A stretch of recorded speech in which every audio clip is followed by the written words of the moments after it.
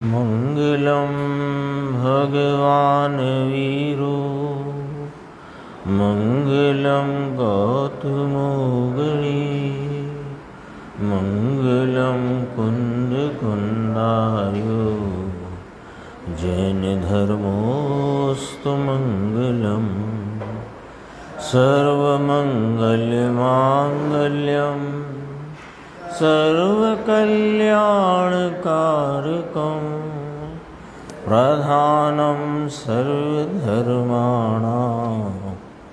जैनं जयतु शासनं। मैं नमो तीर्थनायक को, नमो ओंकारवाणी को, नमो उन कुंद प्रभु को जिन्होंने ओंकार धारण की। अहो उपकार जिनवर का कुंद का दिव्य वाणी का, जिन कुंद ध्वनि दाता उन कहान स्वामी का। चिदानंदिक रूपाए जिनाए परमात्मने, परमात्म प्रकाशाय नित्यं सिद्धात्मने नमः। आचार्य योगेंद्र देव कृत ये जो परमात्म प्रकाश नाम का ग्रंथ, इसके दूसरे महाधिकार में मोक्ष मार्ग के निरूपण स्वरूप गाथाएं यहाँ पर इस क्रम में सूत्रों के द्वारा आचार्य परमात्मा कह रहे हैं कि शास्त्रों का अभ्यास करने पर भी यदि अपने वीतराग स्वरूप का आश्रय नहीं लेता, रागादि विकल्पों को दूर नहीं करता, तो वह मूर्ख ही है ना। पिछली पूर्व की गाथा में भी यही भाव था। 83 नंबर की गाथा कल चली, आज भी चली, जो गुरुदेव श्री के व्याख्यान में, उसमें भी यही भाव था। और 84 नंबर की गाथा भी आज प्रारंभ हुई, उसमें भी वही भाव है। तो बार बार आचार्य भगवान ये कह कर के क्या कहना चाहते हैं कि अपेक्षा से कथन करना चाहते हैं, है ना। वास्तव में ये कथन अपेक्षा से किया जा रहा है। क्या अपेक्षा? कि यद्यपि कि इस शुद्धात्मा को ये जीव अनादि से पहचानता नहीं है, तो उसकी पहचान के लिए उसके लक्षण, उसका स्वरूप, उसके लक्षणों से लक्षित करने की विधि, वह सब शास्त्रों में ही मिलेगी, है ना। जिनेंद्र परमात्मा की परंपरा में आचार्य भगवंतों द्वारा कहे गए शास्त्रों में ही वह विधि मिलेगी, वह लक्षण मिलेंगे, वह स्वरूप मिलेगा। लेकिन कोई यदि शास्त्रों में ही उलझ जाए और जो शास्त्रों में इस आत्मा के स्वरूप का, लक्षण का और उसे प्राप्त करने की विधि का निरूपण किया, उस विधि का प्रयोग करता हुआ अथवा उस विधि के द्वारा अपने चैतन्य तत्व को प्राप्त नहीं करता, तो फिर मूर्ख ही कहा जाएगा, है ना। अपेक्षा से कथन है, यानी कोई इसको एकांत ऐसा सोचे कि शास्त्र अभ्यास करता हुआ उसको तो मूर्ख कहा, है ना। अन्य स्थल पर एक कथन आता है कि शास्त्रों में लगने वाली बुद्धि व्यभिचारिणी है, तो ये भी अपेक्षा से कथन है। कोई इसको सर्वथा ऐसा ही मान ले तो ये तो स्वयं के साथ छल कर लेने जैसा है।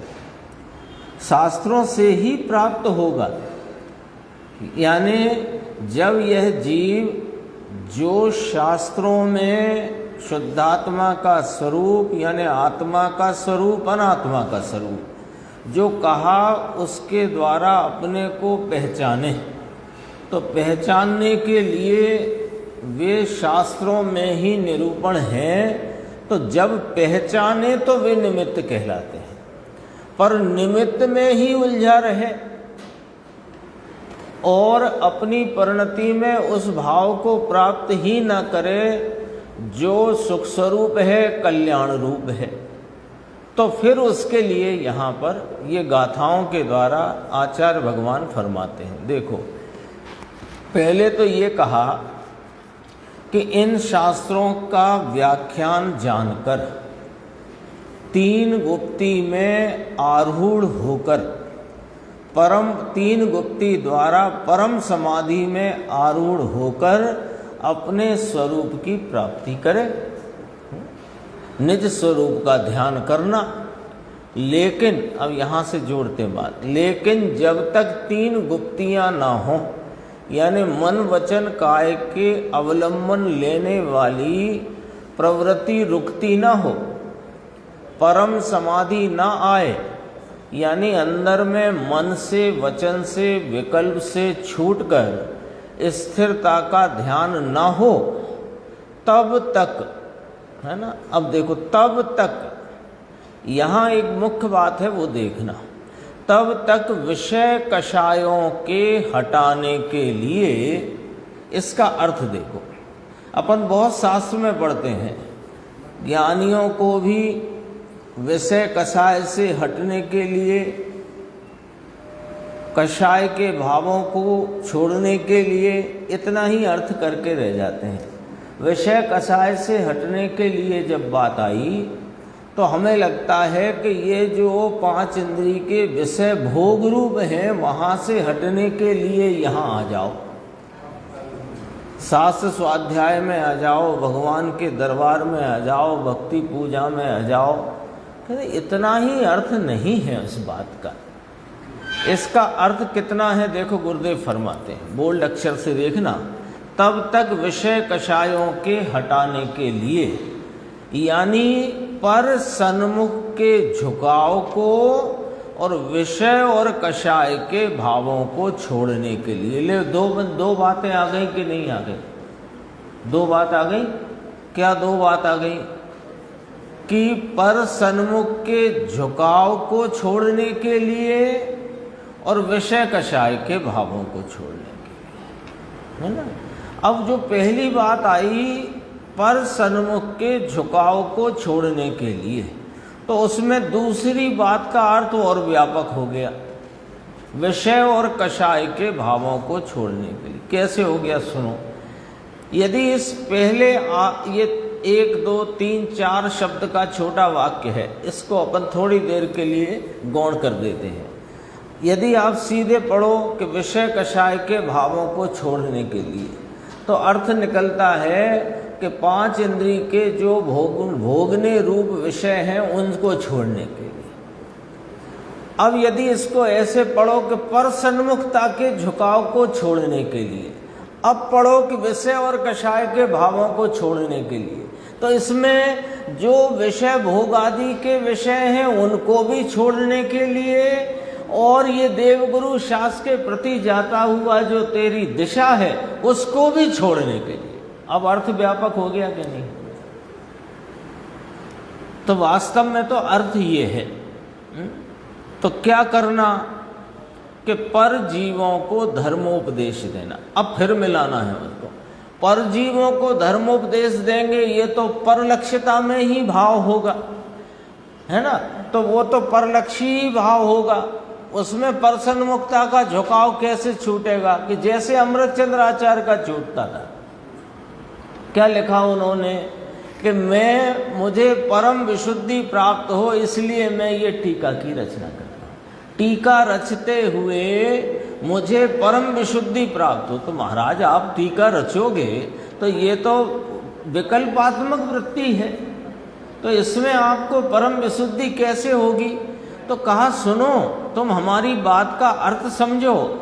हम जो इस टीका को रचने का जो विकल्प है, उस विकल्प रूप वृत्ति से वो हमारा चित्त उपयोग हटकर स्वरूप में चला जाता है। जैसे टीका रचते हैं आचार्य कुंद देव के, हृदय के भावों को हम स्पष्ट करते हैं तो उस समय हमारे विकल्प रूप वृत्ति भी है और ज्ञान के क्षयोपशम में उस जाति की खिलावट भी है, तो उधर से हमारा लक्ष्य छूट जाता है और हमारा लक्ष्य उपयोग का स्वरूप में चला जाता है। इसलिए हमने कहा कि टीका करते हुए मुझे परम विशुद्धि की प्राप्ति हो।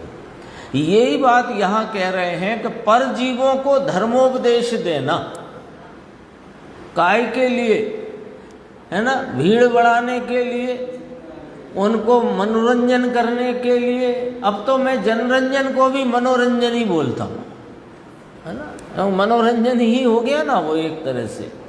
इसके लिए मत देना धर्मोपदेश। सुनो, अभी और गहराई से सुनो कि इस धर्मोपदेश से दूसरे जीव धर्म प्राप्त कर लेंगे, ये भी गौण रखना। में ये जो धर्मोपदेश देने का भाव आए तो धर्मोपदेश इसलिए मत देना कि दूसरे जीव धर्म प्राप्त कर लेंगे, वो भाव को गौण रखना। मुख्य तो ये रखना कि मेरा जो पर्सन मुक्ता का झुकाव है वो छूटकर मेरी वृत्ति, मेरे उपयोग की दिशा पलटकर अपने ज्ञायक भगवान का आश्रय ले, इसलिए धर्मोपदेश देना।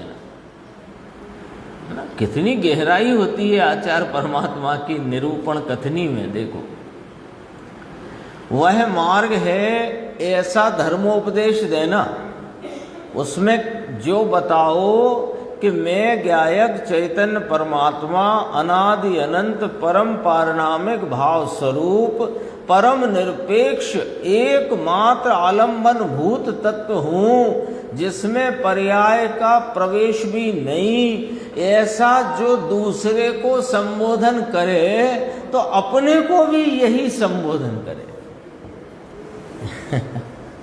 लिखा कि नहीं लिखा यहाँ? देखो अंकुर क्या लिखा है, मार्ग यह है ऐसा धर्मोपदेश देना, वह अपने को संबोधन करे और पर को संबोधन करे। ये फर्क पड़ गया ना। देखो ऊपर क्या था, पर जीवों को धर्मोपदेश देना, ये था ना। फिर उसका अर्थ क्या निकाल के लाए गुरुदेव श्री, अपने को संबोधन करे और पर को संबोधन करे। यानी पर के प्रति का संबोधन गौण और अपने प्रति का संबोधन मुख्य है। और वो संबोधन भी क्या मुख्य है, उस संबोधते हुए अपने उपयोग को पर के झुकाव में जाता है, उसे वहां से हटा लेना और स्वरूप सन्मुखता में आ जाना, ये उसका मुख्य उद्देश्य है। देखो ऐसे शास्त्र रखे हैं, बोलो, परमान प्रकाश जैसे महान अध्यात्म के और सरल और आत्मा को सीधा दिखाने वाले शास्त्र रखे हैं, लेकिन उन्हें पढ़ने का समय नहीं मिलता। खेद होता है ना। कई बार लगता है कि गुरुदेव यदि नहीं होते तो क्या होता। एक दिन मैंने कहा था, आप लोग विचार करना, गुरुदेव श्री का 135वां जन्म जयंती अवसर आने वाला है ना, 2 दिन बाद, बैसाख वध दूज को। तो वे नहीं होते तो क्या होता ना, वे हैं तो क्या हो रहा है, ये तो आपको हमको मालूम पड़ रहा है। वे हैं 135 वर्ष में अपने साथ, समझो मोटी मोटी तरह से बात, कि जब से वे दिगंबर हुए तब से तो 100 वर्ष हो गए, है ना, लगभग। तो 90 वर्ष से ज़्यादा तो हो ही गए हैं। तो 100 वर्षों में जो उनके होने से हमें मिला वो तो हमारे सामने है। और थोड़ा विचार करना कि नहीं होते तो क्या होता, तो उससे क्या फ़ायदा होगा कि जो मिला है ना उसकी कीमत बढ़ जाएगी। जो मिला है अपने को उसकी कीमत बढ़ जाएगी, है ना। तो इसलिए एक बार विचार करना। देखो कितना उन्होंने एक प्रकरण लिया था नरोत्तम मास्टर का। तो कह रहे थे कि हम जब 12-13 वर्ष के थे तो एक नरोत्तम मास्टर थे, उनके, और उनके शायद करके पत्नी नहीं थी तो वे खुद ही खाना बनाते थे। तो विशेष विशेष छात्रों को, विद्यार्थियों को घर बुला लेते थे, है ना। और घर पे बुलाते थे तो क्या कह के बुलाते थे कि जो मैं पढ़ाऊँगा तुम घर से बाँच कर आना, बाँच कर पढ़ कर आना। फिर वे खाना बनाते जाते थे और विद्यार्थी 2-4 जो आते थे उन्हें पढ़ाते जाते थे और उनसे पूछते जाते थे। फिर क्या कहते थे कि अब जो तुम पढ़ कर के आए हो वो, और अब जो मैंने तुम्हें पढ़ाया, दोनों का मिलान करना कि फर्क कहाँ है, फर्क है कि नहीं है। नहीं है तो अच्छा है तो क्या फर्क है वो मिलाना। देखो अब सुनो हमारी बात, इसलिए कहे, दिख रहा है ना आपको, बाँच कर आए हो कि हाँ भाई बाँच कर आए हैं मास्टर साहब, हम तो बाँच के आए हैं। कि अब सुनो हमारी बात, तुम बाँच कर समझे क्या और हम क्या कहते हैं इसका मिलान करो। नरोत्तम मास्टर थे, पकाते थे भोजन अपना, और भोजन बनाते बनाते लड़के होशियार होना तो 2-4 को बुलाए, है ना। यही मास्टर साहब ने लिखा, बाँचे पर नहीं, वो शायद उसका उनका है, कदड़ा, कवि दलपत राम डाहा भाई। हाँ, बाँचे पढ़ नहीं करे विचार, ते समझे नहीं सगलो सार। तो बाँच कर आना ऐसा कहते थे, और फिर हम बताएंगे वो सुनना, फिर मिलान करना। देखो यहाँ तो कहते हैं जब तक ध्यान में स्थिर ना हो सके तब तक विषय कषायों के हटाने के लिए, इस पंक्ति का अर्थ अपन ने समझ लिया। विषय कषायों को हटाने के लिए माने पर सन्मुखता के झुकाव को स्व सन्मुखता के लिए और विषय कषाय को हटाने के लिए, उसका अर्थ स्पष्ट हो गया ना। शुद्धात्म स्मरण भावना के दृढ़ीकरण हेतु, शुद्धात्म तत्व में उसका स्मरण करते हुए उस दिशा में उपयोग की वृत्ति हो, ऐसे दृढ़ीकरण हेतु पर जीवों को धर्मोपदेश देना। कितनी बात कह दी है ना। उनको, पर जीवों को क्यों धर्मोपदेश देना कि अपना शुद्धात्म तत्व का स्मरण मुझे हो और उसमें उपयोग की वृत्ति उस तरफ मेरी हो, उसका दृढ़ीकरण हो, मजबूती हो, इसलिए देना। दूसरों को समझाने के लिए मत उलझना। ऐसा तो पूज्यपाद स्वामी समाधि तंत्र नाम के ग्रंथ में या इष्टोपदेश में, मुझे याद नहीं आ रहा, समाधि तंत्र में ज़्यादा करके कहा, ऐसा याद है कि ये जो मुझे तुम्हें समझाने का विकल्प आता है, यह मेरा उन्मत्तपना है, पागलपना है। इष्टोपदेश में ये मेरा पागलपना है। साहब आपकी क्या पागलपना, मुझे पता है मेरे समझाने से तुम समझोगे नहीं, उसमें थोड़ा दूसरा न्याय है। तो जिसे मैं समझाता हूँ, जिसको मैं लक्ष्य करके समझाता हूँ, वो मुझे तो दिखता नहीं, और जो दिखता है वो समझता नहीं। तो मेरे समझाने से कोई समझेगा, फिर भी मुझे विकल्प उठता है, तो ये मेरा उन्मत्तपना है। ये कहा तो यहाँ तो ये कहते हैं कि क्यों करके धर्मोपदेश देना पर जीवों को, कि अपने शुद्धात्म स्मरण भावना के दृढ़ीकरण के प्रयोजन से पर जीवों को धर्म उपदेश देना। धर्म उपदेश ये देना, ऐसा और गंभीरता है इसमें। देखो अब धर्मोपदेश की बात आई है ना, उसमें भी पर के उपदेश के बहाने से, पर को उपदेश देने के बहाने से मुख्यता कर अपने जीव ही को संबोधना, मुख्यता से प्रधानपने अपने जीव ही को संबोधना। बापू कैसे संबोधना, देखो यह बापू यह वस्तु मुझे ठीक लगती है, तुमको ठीक लगती है, ऐसा कहे।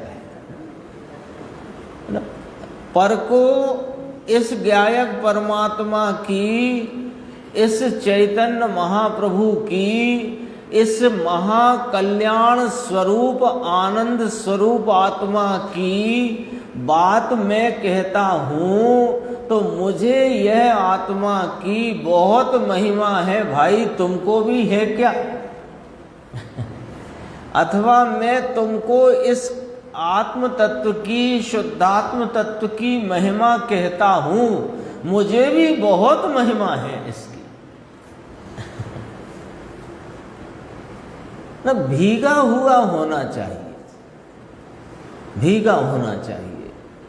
जैसा वहाँ पर आचार्य भगवंत ज्ञानी धर्मात्मा जिस रीति से गायक भगवान की महिमा करते हैं, उसकी ऊर्ध्वता की बात करते हैं, उसको प्राप्त करने की विधि क्या है उसे बारीकी से सूक्ष्मता से समझाते हैं, तो अपने समझते हुए समझाना, अपने को ही उसका लाभ हो इसलिए समझाना। क्या गजब गजब की बातें हैं। देखो, बात पढ़ने में सामान्य लगती है लेकिन अंदर में मर्म उसका गहरा है।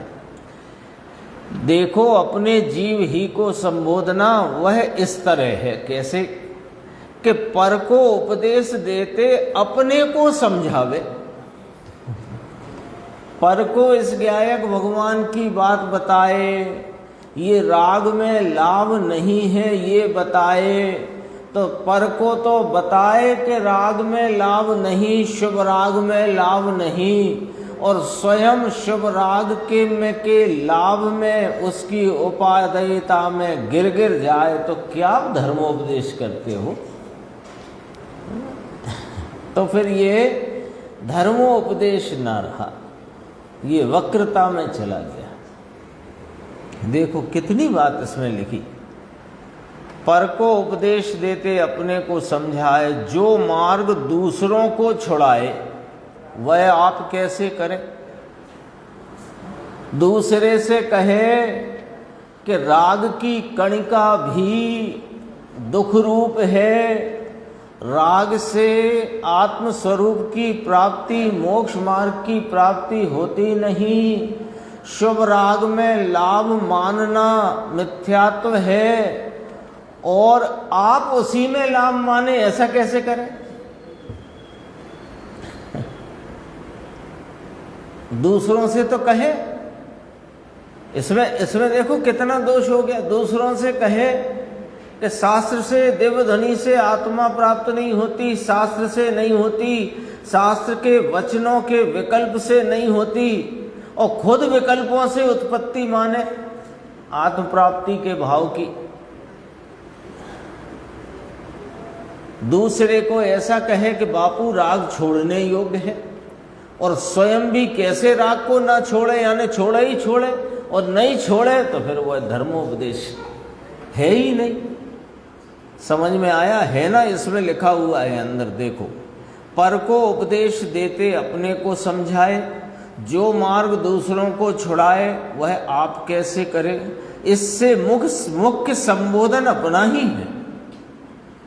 राग में लाभ नहीं है ऐसी बात तो कहे, और स्वयं राग में लाभ कैसे मान सकता है, ये कहना है। कहते हैं, दूसरे को कहते हैं कि राग रहित हो जाओ, राग रहित हो जाओ, राग में लाभ नहीं, ऐसा स्वयं के लिए कहते, तू भी राग रहित हो जा अंदर। संबोधन स्वयं को भी तो करना है। इससे मुख्य संबोधन अपना ही है, पर जीवों को ऐसा ही उपदेश है, जो यह बात मेरे मन में अच्छी नहीं लगती तो तुमको भी भली नहीं लगती होगी। ये राग आग दहे सदा, ऐसा जब मुझे लगता है तो तुमको भी ये राग आग दहती ही होगी। नहीं, तुम तो राग करो। दोनों तरफ से बात है कि एक तो धर्मोपदेश में ये कहे कि राग आदि भाव भले शुभ हों कि अशुभ हों, मंद हों कि तीव्र हों, कषाय के भाव वे किंचित भी लाभ रूप नहीं हैं और स्वयं लाभ रूप माने तो कैंसिल, धर्मोपदेश ना हुआ। दूसरी बात कि स्वयं तो राग को लाभकारी माने नहीं, ये जरा देखना, गंभीर है बात। स्वयं तो राग को किंचित लाभ रूप माने नहीं, किंचित लाभ रूप जाने नहीं, और दूसरों को राग में लाभ का उपदेश दे, ऐसे कैसे हो सकता है? स्वयं तो राग की हेयता से अपने स्वरूप की प्राप्ति रूप सम्यक दर्शन भाव में परिणम गया है। स्वयं ने तो अपने भाव में उस अपूर्व कार्य को प्राप्त कर लिया है, जिससे इसने स्वयं मोक्ष मार्ग में प्रवेश कर लिया है। अब दूसरों को राग लाभकारी कैसे बता सकता है? कैसे बता सकता है? तो यदि बता रहा है तो इसने भी अभी लाभ ही मान रखा होगा। बहुत सारे पॉइंट क्लियर हो जाते हैं। ये छोटी 4-5 लाइन है जो ब्रह्मदेव सूरी भगवान की, गुरुदेव का खुलासा है। ऐसा राग है वह मुझे प्रेम में अच्छा ठीक नहीं लगता, राग का प्रेम मुझे ठीक नहीं लगता, तो तुमको भी राग ठीक नहीं लगना चाहिए। धर्मोपदेश ये भाई, जन्म मरण रहित होने का मार्ग यानी रास्ता सम्यक दर्शन। सम्यक दर्शन अभी है, चारित्र तो कहीं रहा। किसे कहा जाता है चारित्र, इसकी खबर ही कहाँ है दुनिया को। स्त्री पुत्र छोड़े और दुकान छोड़ी तो हो गया चारित्र, धूल भी चारित्र नहीं। अभी सम्यक दर्शन का ठिकाना नहीं, वहां चारित्र कहां से आया? क्योंकि सम्यक दर्शन के बिना चारित्र क्यों नहीं होता? क्योंकि चारित्र किसे कहा? इसी में आया था ना अपने पूर्व की कुछ गाथाओं पहले कि चारित्र का लक्षण क्या, कि शुद्धात्म स्वरूप में विश्रांति, विश्राम, वो चारित्र का लक्षण।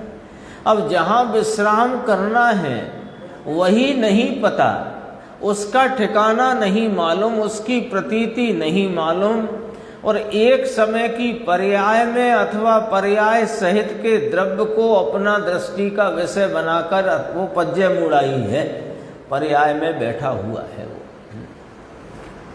अभी सम्यक दर्शन का ठिकाना नहीं, तो वहाँ चारित्र कहाँ से आया? फिर 84 नंबर की गाथा आई, अपन थोड़ी इसका पढ़ लेते हैं। इसका खुलासा तो कल के प्रवचन में आएगा। देखो, बोहिणी में तिम सत्थु किल लोई पड़ जइथो, तीण विबोह न जासुवरु, सो किम मूढ़ न तत्थु।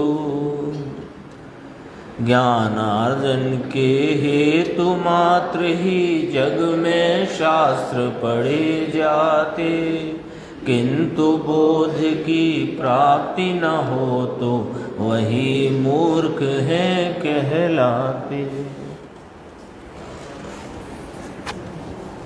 इस गाथा में कहते हैं कि ज्ञान के लिए शास्त्र को पढ़ते हुए भी जिसके आत्मज्ञान नहीं वह मूर्ख है, ऐसा कथन करते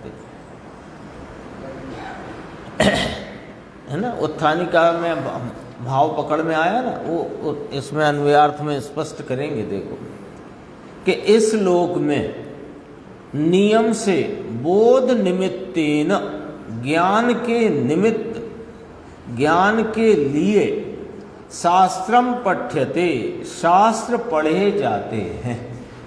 तेन अपि यस वरह बोधः न, परंतु शास्त्र के पढ़ने से भी जिसको वरह बोधः न, उत्तम ज्ञान नहीं हुआ, प्रधान ज्ञान नहीं हुआ। गुरुदेव की भाषा प्रधान, वरह है ना शब्द, वर, वर माने प्रधान।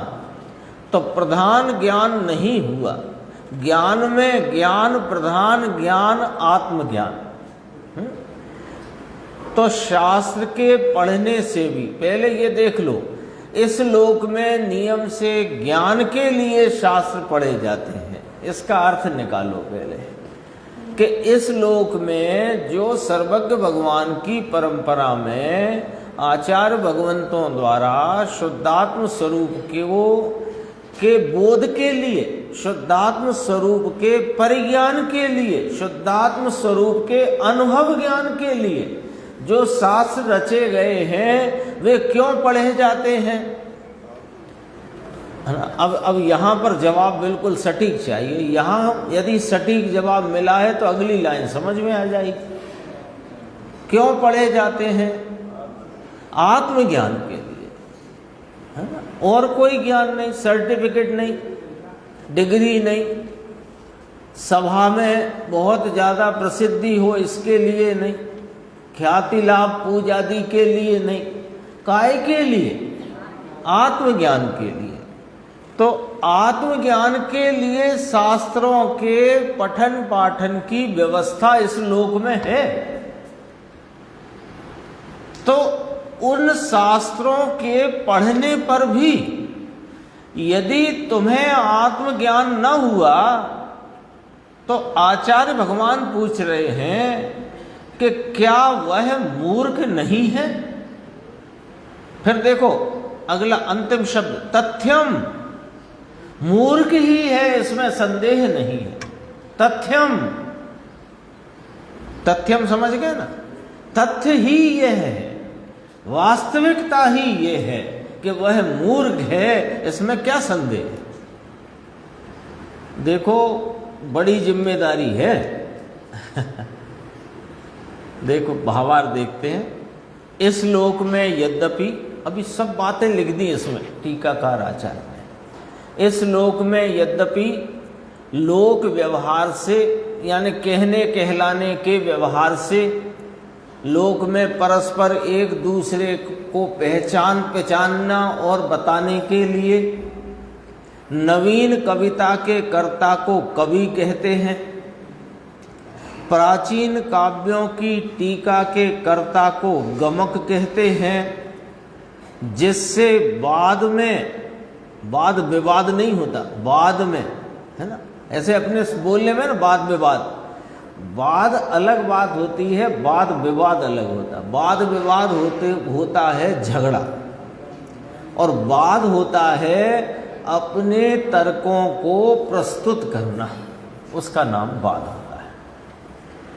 तो जिससे वाद में कोई ना जीत सके ऐसा वादित्व और श्रोताओं के मन को अनुरागी करने वाले शास्त्र का वक्ता होने रूप वाग्मित्व, वाग्मित्व शब्द, वाग है ना, वाग माने वाणी, वाक होता है ना, वाक माने वाणी, तो उसको मिलाया तो वाग्मित्व बोलने में, है ना? हाँ, जैसे कहते हैं ना वाणी भूषण, ऐसे समझो वाग्मित्व इत्यादि लक्षणों वाला शास्त्र जनित ज्ञान होता है। देखो कितनी टीकाकार आचार्य देव की शैली देखो, कहना क्या था ऊपर से मिलाओ। शास्त्र को पढ़ते हुए भी जिसके आत्मज्ञान नहीं, यानी ज्ञान तो है, क्षयोपशम ज्ञान तो बहुत खिल गया है, बहुत खिल गया है, विशेषता को प्राप्त हुआ है ना? तो उसको यहाँ कितनी तरीके से बताया कि शास्त्र पढ़ते हुए ऐसा कविताओं का कर्ता हो गया है, कवि बन गया, प्राचीन काव्यों की टीका करने में बहुत निपुण होकर गमक हो गया, और वाद करने में ऐसा प्रवीण हो गया कि कोई उसको बाद में हरा ना सके, है ना? जिनेंद्र परमात्मा में के द्वारा कहे गए सब तर्कों को बड़े व्यवस्थित तरीके से ऐसा प्रस्तुत करे कि उसका कोई जवाब ना दे पाए, लाजवाब हो जाए, ऐसा वादित्व भी प्राप्त कर लिया।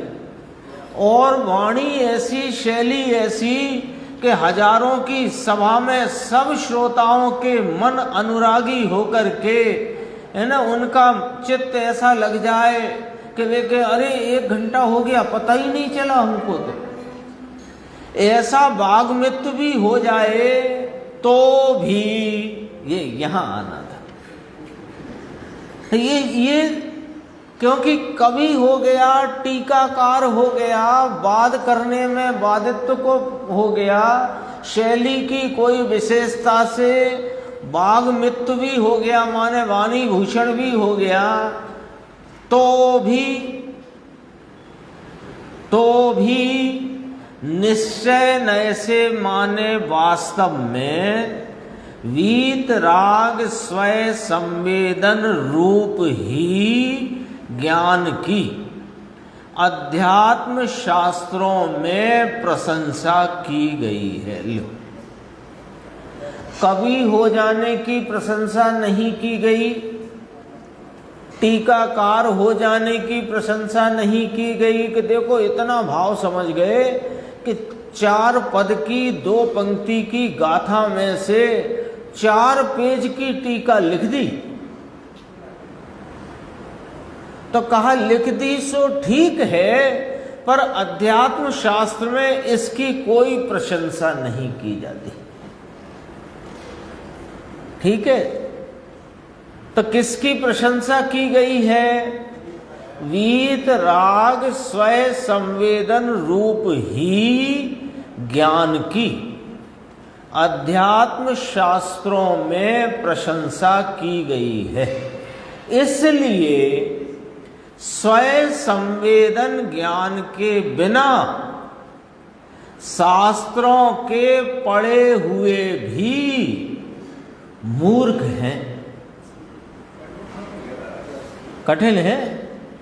क्या होता है, जब तक बुरी नहीं लगती ना इसको, कई बार अब देखो यही आचार्य परमेष्ठी अपने को भगवान आत्मा कहकर बुलाएं, यही आचार्य परमेष्ठी सिद्ध कह करके बुलाएं, तो वे ऐसे लाड़ भरे शब्दों से, प्रशंसा युक्त शब्दों से भी हम जब चेतते नहीं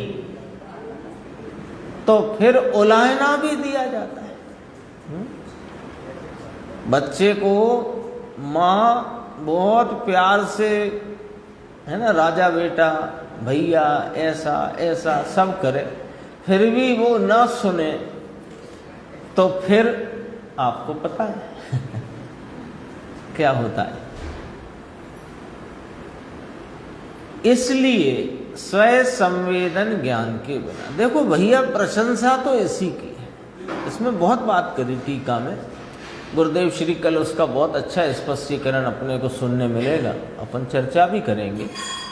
स्वय संवेदन ज्ञान के बिना शास्त्रों के पढ़े हुए भी मूर्ख हैं, और जो कोई परमात्म ज्ञान के उत्पन्न करने वाले छोटे नाम थोड़े शास्त्रों को भी जानकर वीतराग स्वय संवेदन ज्ञान की भावना करते हैं, माने परिणमित हो जाते हैं, वे मुक्त हो जाते हैं। थोड़ा ही जानते हैं, ज्यादा नहीं जानते। ज्ञान स्वरूपी आत्मा, है ना, कल अपने दोपहर को चल रही है ना चर्चा, उसमें एक गाथा आई है, गाथा उद्धृत की गई है, शास्त्रों का पार नहीं है, काल बहुत थोड़ा है ना। आजकल जो उम्र है कितनी सी है, बहुत थोड़ी सी, काल थोड़ा है, बुद्धि हमारी मंद है, इसलिए जिससे जन्म मरण या जरा मरण का अंत हो वही बात सीख लेना योग्य है। तो कौन सी है वो बात जो सीख लेना योग्य है?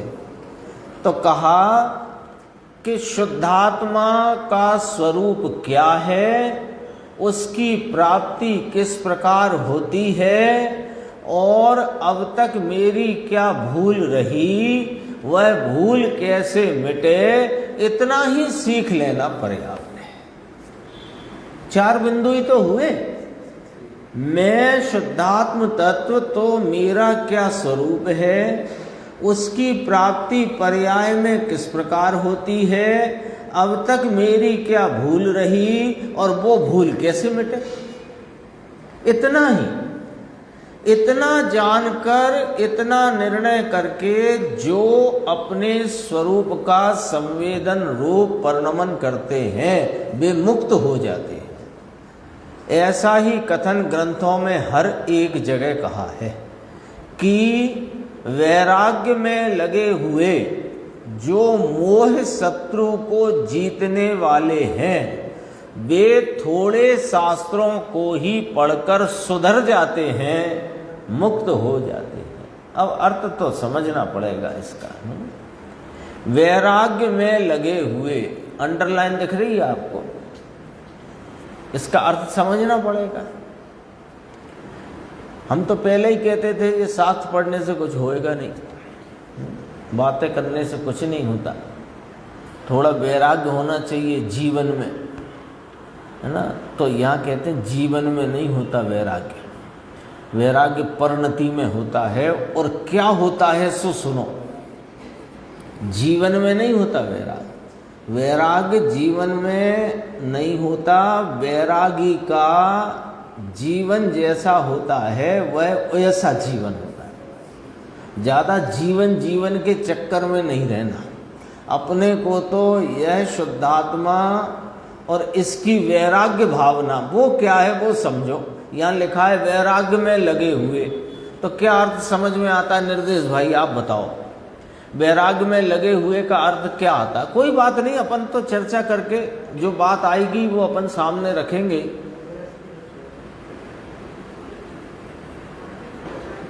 है ये, हाँ, बाहर में त्याग करके बैठा वो तो वैराग्य नहीं है, ये बात तो नहीं है हो गई। फिर है क्या है? थोड़ा और अपन अब एकदम साफ बात करते हैं कि पुण्य पाप दोनों भावों से विरक्त होने का नाम वैराग्य है। शुभ अशुभ दोनों भावों से, पुण्य पाप दोनों भावों से, कषाय की तीव्रता मंदता रूप सभी कषाय भावों से विरक्त होने का नाम वैराग्य है। क्यों कि सुनो, जब तक यह कोई समझा, आपने तो मन से अर्थ कर दिया कि मन से नहीं करा, हमने अगली पंक्ति, वो पंक्ति में जो अगला शब्द है उसमें से निकला है अर्थ, मन से कुछ नहीं होता। वैराग्य माने शुभ अशुभ भाव, पुण्य पाप, कषाय की तीव्रता मंदता के भाव से विरक्त होना, इसका नाम वैराग्य है। और जो दोनों प्रकार के शुभ अशुभ भावों से विरक्त हुआ है वही मोह शत्रु को जीत सकता है। मोह शत्रु दो प्रकार का है, एक दर्शन मोहिनी श्रद्धा के संदर्भ से, और एक चारित्र मोहिनी परिणति में राग देश के संदर्भ से। दो प्रकार हुए। दोनों ही प्रकार के मोह को जीतने के लिए पुण्य पाप दोनों से विरक्त होना आवश्यक है। क्यों? क्योंकि पुण्य पाप दोनों ही आत्मा के स्वभाव नहीं, विकारी भाव है, विभाव भाव है। सो ऐसे विभाव भावों से विरक्त और अपने आनंदमय स्वभाव में रक्त होगा तो दर्शन मोह शत्रु का अभाव होगा। और दर्शन मोह शत्रु के अभाव के उपरांत सम्यक दर्शन रूपी अपूर्व लब्धि को, लब्धि है ना उपलब्धि, तो अपूर्व लब्धि भाव को प्राप्त करके अभी मार्ग में अल्पता अपूर्णता रहने से जो राग आदि भाव उत्पन्न हो जाते हैं उन शत्रु को कैसे पराजित करेगा? कि उनसे विरक्त होकर स्वरूप में रक्त हो गए। लो, एक ही बात निकली कि नहीं निकली? तो कौन सा वैराग्य है जो मोह शत्रु को पराजित करे?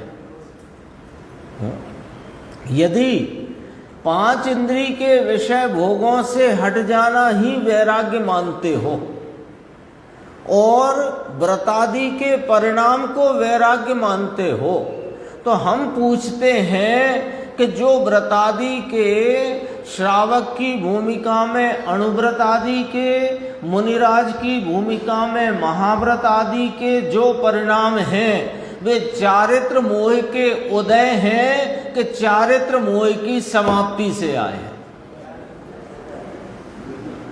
तो कर्णानि योग वाले भी बता सकते हैं, चरणानि योग वाले भी बता सकते हैं, द्रव्यानि योग वाले भी बता सकते हैं, सब बता सकते हैं इस बात को। बोल दो अब लॉजिक से बात आएगी सामने, ऐसे नहीं चलेगी। मोह शत्रु को जीतने की बात आई है ना, तो पांच इंद्रिय के विषय भोगों से तो विरक्त हुआ है, तो विरक्त होकर के कहाँ आ गया है कि श्रावक है तो अणुव्रतादि की भूमिका में, मुनिराज है तो महाव्रत की भूमिका में। तो जो अणुव्रत का विकल्प राग है, जो महाव्रत का विकल्प राग है, वो चारित्र मोह का मल है कि चारित्र मोह के नाश होने से आया है। तो चारित्र मोह को वो कैसे जीत सकता है? समझ में आई बात? वो कैसे जीतेगा चारित्र मोह को जो स्वयं चारित्र मोह से उत्पन्न हुआ है? लॉजिक समझ में आया कि नहीं आया है? अपने को भैया ऐसे नहीं समझना चलो दिल्ली चलो दिल्ली, आराम आराम से समझो, बात को पक्के से समझो। अब वैराग्य की जब बात आएगी तो क्या परिभाषा आपके और हमारे चित्त में आनी चाहिए? वैराग्य माने पुण्य पाप दोनों ही प्रकार की मंदता तीव्रता के कसाय भावों से विरक्तता का नाम वैराग्य है।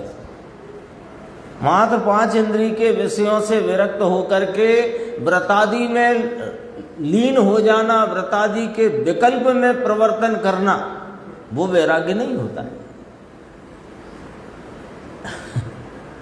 वो वैराग्य नहीं होता है। क्यों नहीं होता है?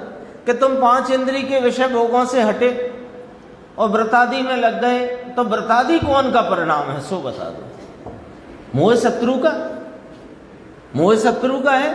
तो मोह शत्रु से उपजाया हुआ भाव मोह शत्रु को कैसे विजय प्राप्त करेगा? और यहां क्या लिखा टीकाकार आचार्य ब्रह्मदेव सूरी महाराज ने, देख लो। ऐसा ही कथन खुद कहते हैं ग्रंथों में, वे खुद कहते हैं कि मैं ही नहीं कह रहा अकेला, ग्रंथों में हर एक स्थान पर यह कहा गया है कि वैराग्य में लगे हुए, यानी वैराग्य में प्रवर्तित होकर के जो मोह शत्रु को जीतने वाले हैं, वे थोड़े शास्त्रों को ही पढ़कर सुधर जाते हैं, नाम मुक्त हो जाते हैं। थोड़े ही शास्त्र। थोड़े का अर्थ क्या है? थोड़े का अर्थ इतना है कि थोड़ी ही बात है, ज्यादा नहीं है। मेरा क्या स्वरूप है, मैं कैसे परिणति में मेरे स्वरूप की प्राप्ति हो, अब तक प्राप्ति नहीं हुई सो भूल क्या है, वो भूल टले कैसे, इतनी सी बात। फिर गुरुदेव आगे कहेंगे अपने से कि फिर इतनी सब बातें आप रोज क्यों सुनाते हो? इतनी सी बात कि हम तो इतनी सी सुनाते हैं वास्तव में, इसके अलावा हम सुनाते भी नहीं। गुरुदेव का आप कोई प्रवचन निकाल लो, इतनी बात आएगी, है ना। शुद्ध आत्मा का स्वरूप आएगा, उसकी प्राप्ति की विधि आएगी, और भूल क्या चल रही है और भूल कैसे टले। इसके अलावा आप देख लेना, ये 4 पॉइंट हर प्रवचन में आपको कवर मिलेंगे, है ना। और आप चाहो तो घर जाकर के विचार करना कि आज जो गुरुदेव का प्रवचन अपन ने सुना या उस पर चर्चा करी, उसमें 4 पॉइंट किस प्रकार यहाँ आए थे। एक आध दो बार विचार करके भी देख लेना। तो फिर गुरुदेव कहते हैं कि और बाकी का हम जितना जो कुछ कहते हैं वो तुम्हारे अंदर विपरीतता का लाकड़ा गहरा घुस गया है, उसे निकालने के लिए कहते हैं। इसलिए सच कहते हैं, नए व्यक्ति को समझ लेना सरल है और पढ़े लिखे को मुश्किल पड़ती। पढ़े लिखे से बात करो तो कहीं उत्कर्षण की बातें करता है, कभी अपकर्षण की करता है, कभी संक्रमण की करता है, कभी यों की विच्छुति हो गई, कहीं ये हो गया। अरे इन सबको अभी दरकिनार करो, सीधी बात करो ना, ये अपना चैतन्य परमात्मा जो विद्यमान विराजमान है। देखो, और वैराग्य के बिना, अब फिर वो वैराग का वही अर्थ लगाना है, दूसरा नहीं लगाना है। वैराग्य के बिना सब शास्त्रों को पढ़ते हुए भी मुक्त नहीं होते। लो, यानी पुण्य पाप भाव से तो विरक्त होते नहीं, और शास्त्र सब पढ़ लेते हैं। यहाँ लगा दो 11 अंग 9 पूर्व का पाठी द्रव्यलिंगी मुनि, है ना, 28 मूल गुणों का निरतिचार पालन करने वाला, उसे वैराग्य का के बिना वाला कहा।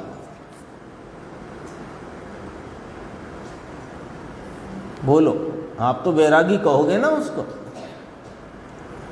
अपन उसे वैरागी तो कहेंगे, पर जिन्हें परमात्मा कहते हैं वो तो वैरागी नहीं, रागी है।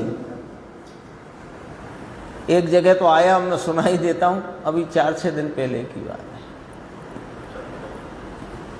है। 28 मूल गुण का आत्मज्ञान के बिना, यहां शब्द लिखा है ना, देखो, आत्मज्ञान की बात तो चलती है, आत्मज्ञान की मुख्यता, आत्मज्ञान के बिना 28 मूल गुण का निरतिचार पालन करने वाला, 11 अंग 9 पूर्व का पाठी, है ना, योगी नहीं है, भोगी है। ये बात समझ में नहीं आती टीटू भाई साहब, है ना, योगी नहीं है, भोगी है। आप योगी मत कहो, क्योंकि उसका उपयोग आत्मा से युक्त नहीं है, तो योगी मत कहो। भोगी क्यों कहा? कि अज्ञान का भोगी है, निरंतर अज्ञान का सेवन कर रहा है, अज्ञान को भोग रहा है, इसलिए वो अज्ञान का भोगी है। यही बात यहाँ कही कि वैराग्य के बिना सब शास्त्रों को पढ़ते हुए भी मुक्त नहीं होते, यह निश्चय नाम नियम रूप बात जानना। परंतु ये कथन अपेक्षा से है, जो अपन ने शुरू में बात की थी, है ना। हाँ, अपेक्षा से है। अपेक्षा यहाँ क्या है कि यहाँ आत्मज्ञान की प्राप्ति, शुद्धात्म तत्व की प्राप्ति, उसके स्वरूप संचेतन का भाव, अपने आत्म तत्व में श्रद्धान और प्रतीति की प्राप्ति की मुख्यता से ये सारी बात कही गई है ना। तो ये अपेक्षा से कथन है, ये बहाना लेकर शास्त्र पढ़ने का अभ्यास नहीं छोड़ना।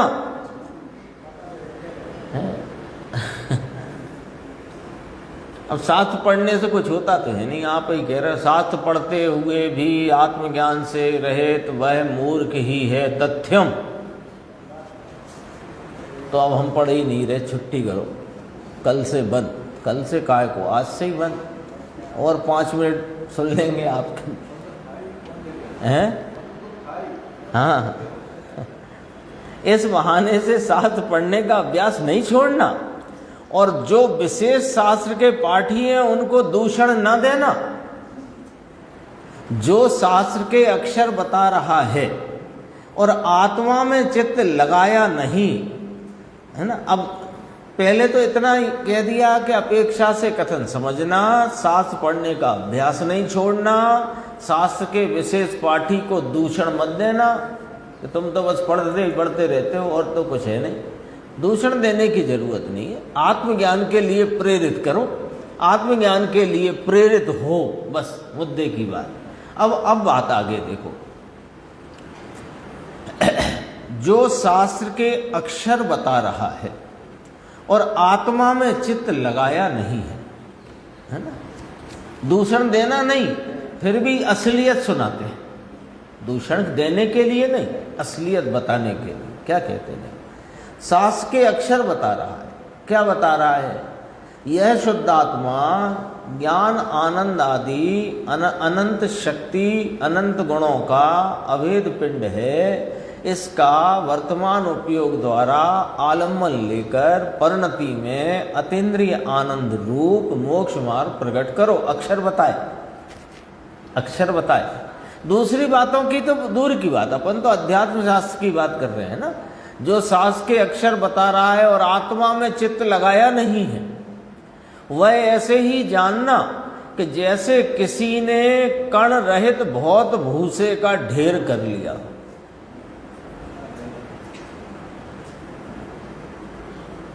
भूसा अपने यहाँ तो बहुत होता है ना, गेहूं और भूसा, गेहूं और भूसा, गेहूं और भूसा।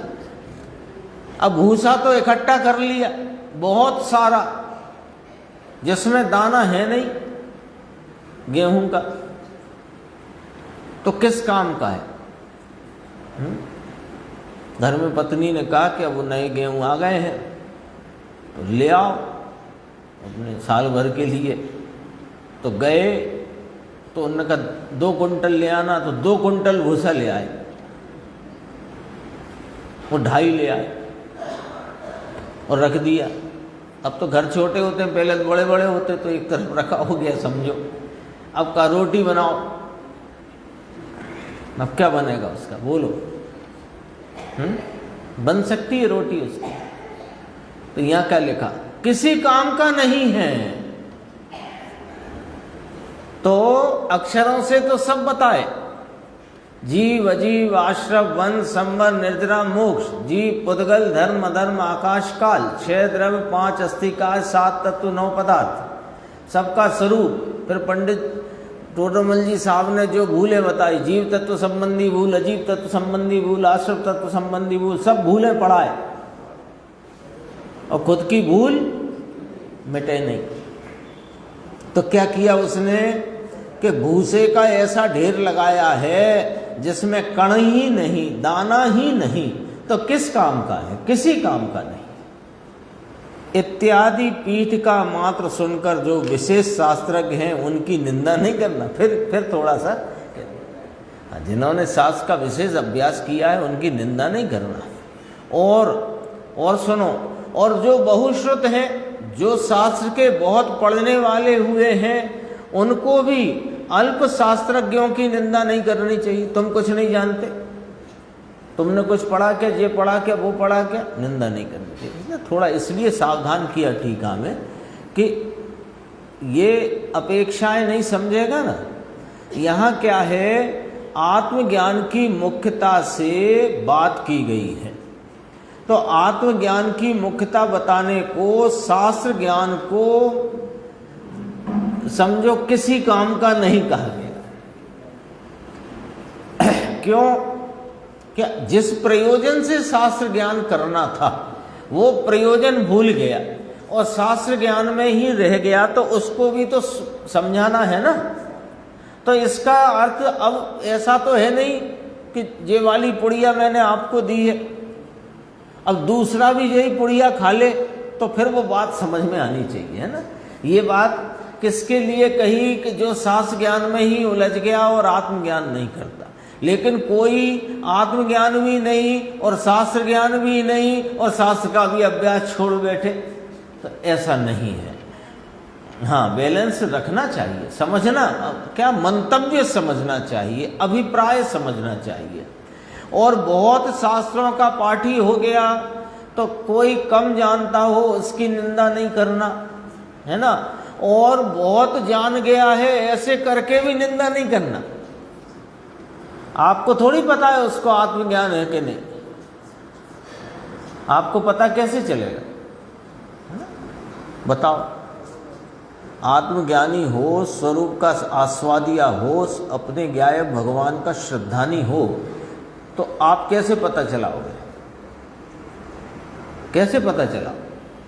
देखो, बड़ी विचित्र बात है, अश्रद्धानी का पता चल जाता है, श्रद्धानी का पता नहीं चलेगा। श्रद्धानी का पता श्रद्धानी को चलता है, अश्रद्धानी का पता आप चला लोगे। कैसे? कि राग की उपादेयता आदि बताएगा तो आप समझ जाओगे। ऐसे करके हो सकता है। देखो, अब अपन पूरा करते हैं, समय हो गया है। उनको भी अल्प शास्त्रज्ञों की निंदा नहीं करना चाहिए, क्योंकि सामान्य उपदेश रूप बात है, समझना।